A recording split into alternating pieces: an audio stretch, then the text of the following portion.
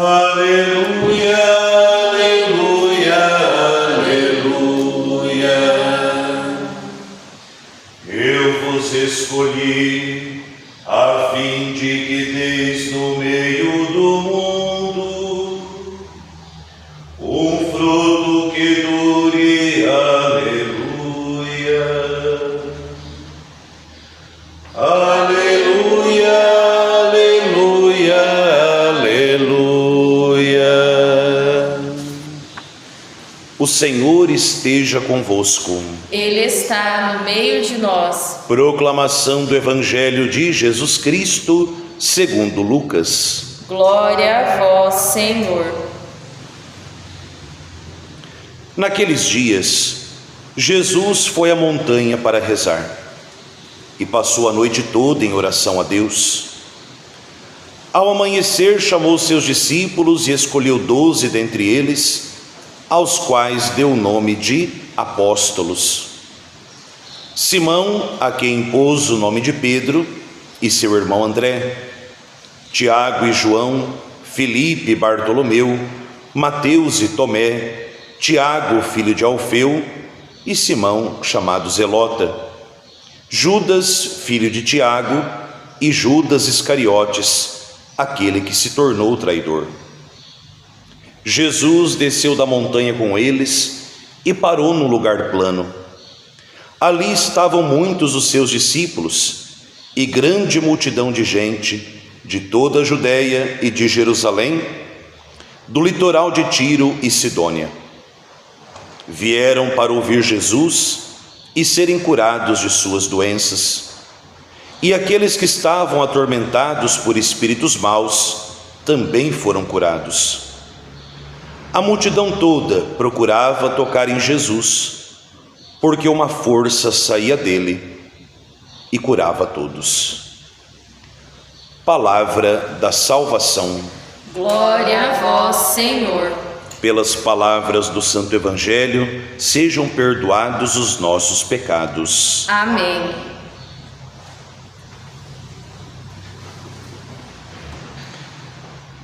Jesus passou a noite toda em oração e, ao amanhecer, chamou seus discípulos.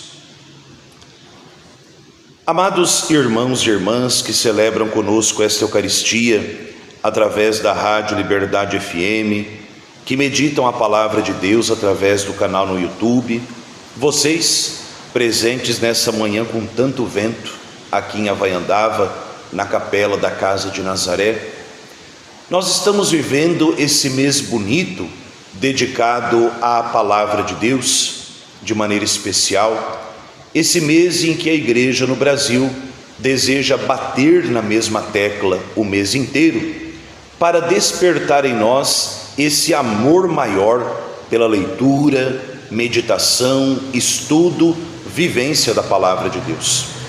A você que já tem contato diário com a Sagrada Escritura, parabéns, mas tente melhorar. Não existe nada tão bom que não possa ficar melhor. E você que anda assim meio relaxado, folgado, preguiçoso com a Sagrada Escritura, lembre, a Palavra de Deus foi escrita por amor para você. A Palavra de Deus é o grande escrito que Deus nos dá, uma vez que o autor da Sagrada Escritura é o Espírito Santo, é o próprio Deus dizendo: estou com você. Quantas vezes que a gente às vezes vai numa missa, numa pregação, participa de um encontro e fala assim: eu queria tanto que Deus falasse comigo, desse uma palavra, e a Bíblia ali do teu lado comendo poeira. Deus já falou, né? São João da Cruz dizia, né? Deus Pai pronunciou uma palavra definitiva. Essa palavra é seu Filho, e a alma há de ouvi-la em segredo e em silêncio. Jesus é a palavra definitiva de Deus. O próprio autor da carta aos Hebreus dirá: de muitos modos outrora Deus nos falou pelos profetas, nestes tempos falou-nos por seu Filho. Prólogo do Evangelho de São João, que todos nós católicos, bons católicos, devemos rezar pelo menos 3 vezes por dia, né? O Ângelus, e o Verbo divino se fez carne e habitou entre nós. A palavra de Deus viva em Maria se fez carne.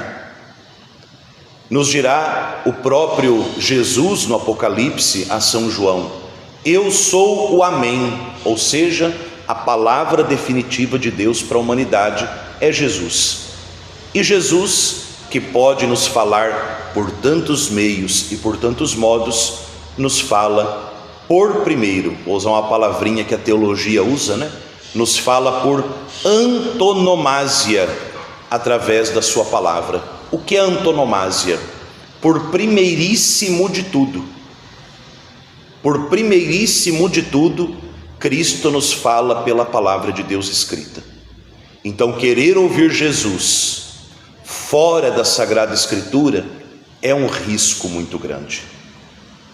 E isso já nos alerta São Paulo na primeira leitura de hoje, desta terça-feira da 23ª semana do tempo comum. Cuidado com essas doutrinas que vão surgindo, doutrinas que vão crescendo e se cresciam no tempo de São Paulo, que dirá hoje, 2025, doutrinas que vão crescendo e que não estão enraizadas e alicerçadas em Cristo. A comunidade de Colossas, para quem São Paulo escreveu a primeira leitura de hoje e também para nós, era uma comunidade não muito diferente do nosso tempo de hoje. Eram muito religiosos. E hoje, se a gente disser que o nosso povo não é religioso, é uma mentira. Grande problema é: todas as religiões são boas? Todas as religiões conduzem para o céu? Isso é meio perigoso, porque a religião de Colossas eram pagãos, eles tinham profunda adoração, não é? Por tudo aquilo que era da natureza. E aí a gente vê esse culto à natureza que hoje vai crescendo, infelizmente até dentro de muita gente na igreja. É preciso zelar, cuidar da obra de Deus. O Santo Padre, o Papa Leão XIV, inaugurou um centro, um espaço de cuidado da criação lá em Roma, mas o Papa Leão XIV recordou: é preciso zelar, cuidar da obra da criação de Deus, mas nós não podemos transformar a obra da criação em uma divindade. Eu não posso adorar as criaturas servem para me conduzir ao Criador. E São Paulo vai dizer: cuidado, vocês estão aí envolvidos com muitas doutrinas estranhas que não conduzem à salvação. E o próprio apóstolo Paulo, já profetizando as heresias e as apostasias ao longo da história da igreja, ele dirá: ainda que viesse um anjo descido do céu e vos anunciasse outro evangelho, olha o apóstolo São Paulo, que este anjo seja excomungado. E São Paulo fala com autoridade apostólica, esses apóstolos que Jesus chama e constitui no evangelho de hoje, esses apóstolos que têm o poder de ligar e desligar no céu e na terra, anunciar uma outra doutrina, anunciar um outro evangelho, anunciar uma outra fé, que não seja esta fé enraizada e alicerçada em Cristo Jesus na igreja, é sempre um risco. É sempre um risco. É sempre um risco escolher aquilo que Cristo não escolheu. E Cristo Jesus escolheu a sucessão apostólica. O primeiro de todos que aparece na lista, Pedro, porque ele é o príncipe dos apóstolos, é ele o vigário de Cristo na terra, e juntamente com Pedro, aqueles sucessores dos apóstolos que hoje são os bispos, que estão em comunhão com Pedro, para viver na retidão da fé, para viver na retidão da doutrina.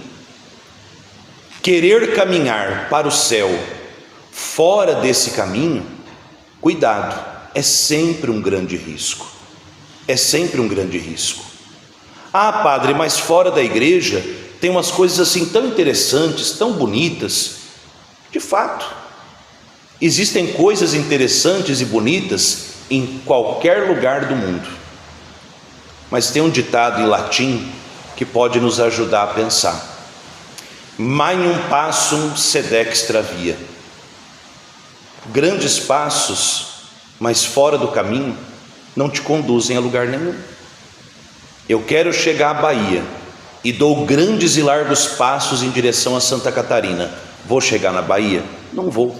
Então, é preferível caminhar com a igreja fundada pelo Cristo, na doutrina enraizada e alicerçada em Cristo, estarmos debaixo da sucessão apostólica instituída pelo Cristo, na igreja fundada por Cristo, e caminhar com essa igreja dando passos lentos, porém seguros, do que querer extravasar nos passos e não chegar ao final feliz da salvação.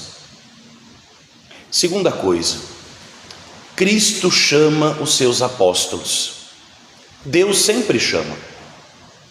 Desde as primeiras páginas da Escritura, Deus chama o ser humano. Quando Adão e Eva pecam, é Deus quem procura.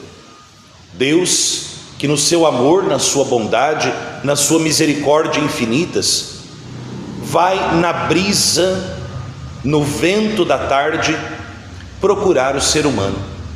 E não encontrando, pergunta: Adão, onde estás? E aquela resposta de Adão é muitas vezes a resposta que vocês e eu estamos dando até hoje. Adão ouve aquela voz e responde: eu ouvi os teus passos e me escondi. Nós temos um Deus que nos procura, que nos busca. Nós temos Jesus Cristo, que é Deus e homem, que desceu dos céus justamente para buscar o ser humano perdido, e esse ser humano perdido é você e eu. Ele continua nos chamando todo dia pelo nome. A primeira vez que Cristo nos chamou pelo nome foi no dia do nosso batismo, quando ali Ele nos deu o nome novo: Lilian, eu te batizo em nome do Pai e do Filho e do Espírito Santo. Esse Cristo Jesus, que pronunciou o seu nome no dia do seu batismo, continua chamando.